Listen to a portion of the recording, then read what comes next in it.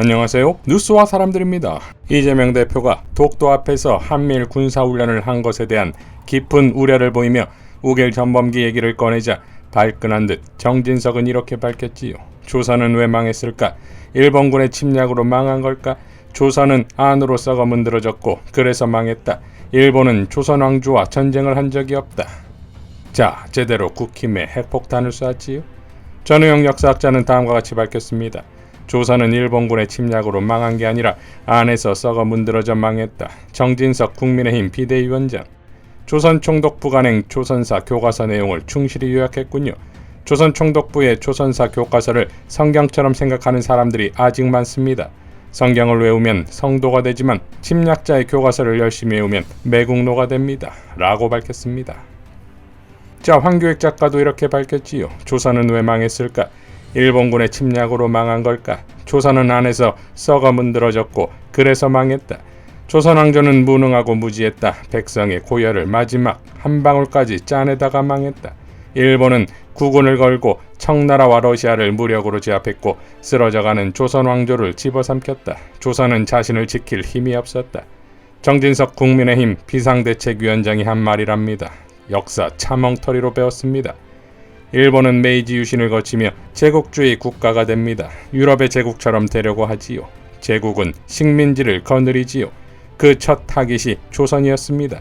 서울대 인류학과 정경수 교수는 이 같은 일본 제국주의를 하청 제국주의라고 불렀지요. 유럽이 제국주의의 원청이지요. 조선 왕조가 무능했던 것은 맞습니다. 그러나 조선의 민중은 달랐습니다. 당시 조선 민중은 세계사적으로 가장 진보적이었습니다. 1800년대 말에 조선 민중은 스스로 민주공화정에 대한 열망을 나타냈습니다.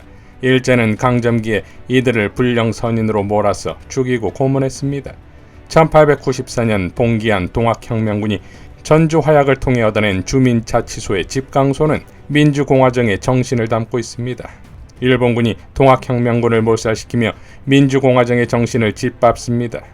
동학혁명의 중심 세력이 주도한 1919년 기미독립선언은 민주공화정 선언이기도 했습니다.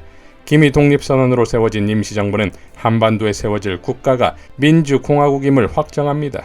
한일합방은 일본 왕가가 조선 왕가를 결합시킨 사건입니다.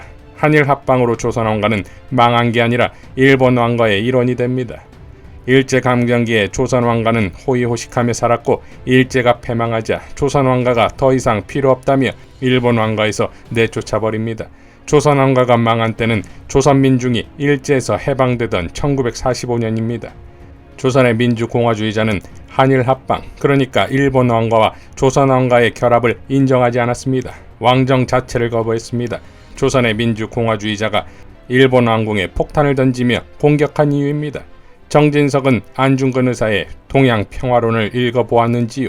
안중근 의사가 당시에 조선의 영웅이 아니라 아시아의 영웅으로 받들어진 것은 일본의 포갑적 제국주의를 공격하고 경고했기 때문입니다. 역사는 가정법을 쓰면 안 됩니다. 그럼에도 일제가 우리에게 끼친 죄악을 지적하기 위해 가정법을 쓰겠습니다. 일제가 조선을 침탈하지 않았다면 1920년대에 조선의 민중은 왕정을 끝내고 민주공화정을 수립하여 1950년대 아시아 최강의 문명국가를 이룩했을 것입니다. 물론 남북분단도 없었을 것입니다. 이어 정진석 국민의힘 비대위원장의 역사관은 일본 제국주의자가 심어놓은 식민사관입니다. 해방 이후 친일 분자들을 정리하지 못하여 식민사관이 곳곳에 스며들어 있음을 다시 한번 확인합니다. 일본은 전쟁에 지고도 제국주의자들을 완전히 제거하지 못했습니다. 현재 일본 정치인들은 제국주의자들의 자손입니다. 이들은 평화헌법을 개정하여 자신들의 선조처럼 전쟁을 하는 국가로 만들려고 합니다.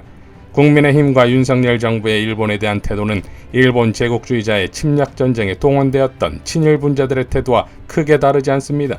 일본이 문제가 아니라 조선이 문제라는 시각 그대로 일본이 문제가 아니라 대한민국이 문제라고 말합니다. 윤석열 정부는 친일 정부임을 정진석 국민의힘 비대위원장이 국민 앞에 선언했습니다. 윤석열 퇴진운동은 친일분자 퇴진운동입니다. 전봉준 장군의 결기를 불러와야 합니다. 라고 일갈했습니다. 자, 류군 시인도 이렇게 밝혔지요. 할아버지는 면장질하면서 적극적으로 친일하고 아버지는 군부 독재에 충성하고 본인은 친일 청산법에 반대하였다. 조부의 친일 덕분에 3대가 떵떵거리며 호요식한다. 이래서야 누가 외세에 빌붙지 않겠는가. 뼛속까지 친일파가 지금 국민의힘 비대위원장이다.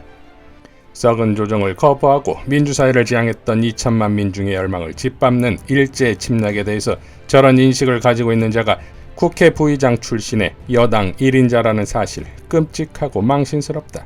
노무현 대통령 서거하자 부부싸움 후 권 여사가 가출하자 혼자나마 자살했다고 주장한 자가 정진석이다. 친일과 패륜의 정점에 선 자가 지금 국민의힘 비대위원장이다. 저런 자들이 지금 우리나라 권력과 자본을 대부분 독점하고 있다. 아이들한테 무엇을 가르치겠는가? 지금 우리나라가 딱 저런 자들 때문에 망해가고 있다. 라고 일갈했습니다. 자, 홍사훈 KBS 기자는 이렇게 밝혔지요. 조선은 망할 만해서 망했다는, 그래서 일본의 침략의 정당성을 대변해주는 듯한 망언이 아무 거리낌 없이 자연스럽게 나오는 작금의 현실을 어떻게 해석해야 할지 정말 갈 때까지 가는구나. 시일야 방성되고. 우이종 교수도 이렇게 밝혔지요. 매국 사대주의자들의 전형적인 논리 등장. 스스로 경박함을 모르는 자가 국회 부의장까지. 물론 힘이 없었기에 당했겠지만 상황을 누구의 입장으로 바라보는가다. 힘이 있는 자에 아부하며 제국주의를 정당화하고 가해자를 옹호하며 폭력 상황도 피해자 책임으로 정당화한다. 철저히 매국노의 관점이다. 나라를 잃은 많은 이들의 고통을 생각한다면 일본인이라도 감히 할 수 있는 말이 아니다. 맞다. 힘이 없었다는 역사의 교훈을 통해 자기를 지킬 힘을 갖추기 위해 외세에 의존하지 않는 자주국방을 말하는 것인데, 거꾸로 이런 굴종의 논리로 국가와 민족도 버리고 힘 있는 나라에 빌부터 자신들의 안위나 걱정하는 적폐 집단을 해방 후 청산하지 못하고 지금까지 이어왔으니 나라의 자주독립이 가능할 것인가? 이런 자들 때문에 나라가 망했다는 것이다. 남북분단을 포함해 해방의 역사는 아직 종결되지 못했다. 시급한 일이다.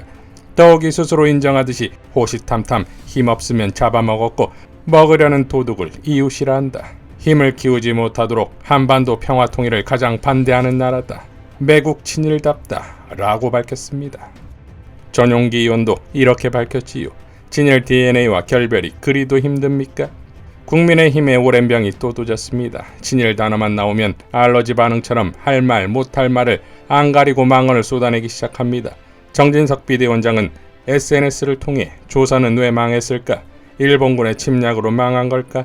라며 조선은 안에서 썩어 문드러졌고 그래서 망했다. 일본은 조선왕조와 전쟁을 한 적이 없다고 주장합니다.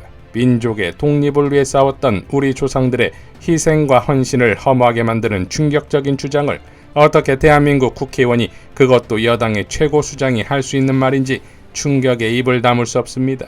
언론 보도에 나온 조부의 친일 행적에 대해 반성하고 사과해도 모자랄 판에 오히려 괴논리를 앞세우는 것을 보니 어처구니가 없습니다. 우리 외교안보 문제를 친일 논쟁으로 끌고 가는 건 정진석 비대위원장 본인입니다. 스스로의 열등감은 아닌지 되짚고 우리나라 역사부터 새로 배우십시오. 집권 세력 전체가 일본에 대한 외교 정책의 기조를 공유하지 않고 좌충우돌 우왕좌왕하는 사이에 오히려 일본의 일사불란한 대응이 한일 간의 외교 전쟁에서 한국의 고립을 불러오지 않겠느냐 하는 우려가 제기되는 것입니다. 국민들은 알아보십니다. 누가 친일인지 누가 아닌지. 대한민국과 우리 국민을 위한 길이 무엇인지 찬찬히 돌아보고 그동안 자신들이 이어온 친일적 망동과 단호히 결별하는 것이 우선이라는 것을 정진석 비대위원장은 깨닫기 바랍니다. 라고 밝혔습니다. 자, 나씨도 이재명 대표의 한반도 우길기 발언에 그럼 인공기는 괜찮냐면 나섰지요.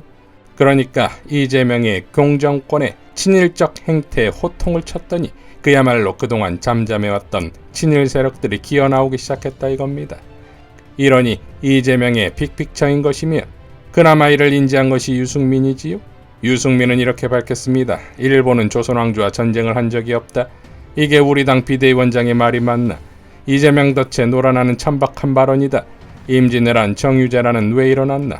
이순신, 안중근, 윤동주는 무엇을 위해 목숨을 바쳤나? 정진석 비대위원장은 당장 이 망언에 대해 국민께 사과하고 비대위원장직을 사퇴할 것을 강력히 요구한다. 우리 국민의힘은 정진석 의원과 같은 생각을 결코 하지 않는다는 점을 분명히 밝힌다. 라고 밝혔습니다. 자, 이러한 유승민의 대국민 사과 요구에 정진석은 가소로운 얘기라고 했지요. 지난 기시다는 만날 필요도 없는 경을 만나줬으니 경 측이 빚을 진 것이고 윤석열이 어떻게 하는지 솜씨를 지켜보겠다고 했지요. 그러니까 큰 그림에서 지금 기시다는 경을 테스트 중에 있고 그런 일환으로 경정권의 지금까지의 친일적 행태를 이해할 수 있다 이겁니다. 이것을 이재명은 이미 간파했던 것이고 결국 국힘 내부에서 지들끼리 싸우는 상황까지 갔다 이겁니다. 이렇게 국힘 내부도 파이팅 중이니 이제 국민과 역사의 반격의 차례지요. 경정권 퇴진운동은 2022 독립운동입니다. 이상 뉴스와 사람들이었습니다. 시청해주셔서 감사드립니다.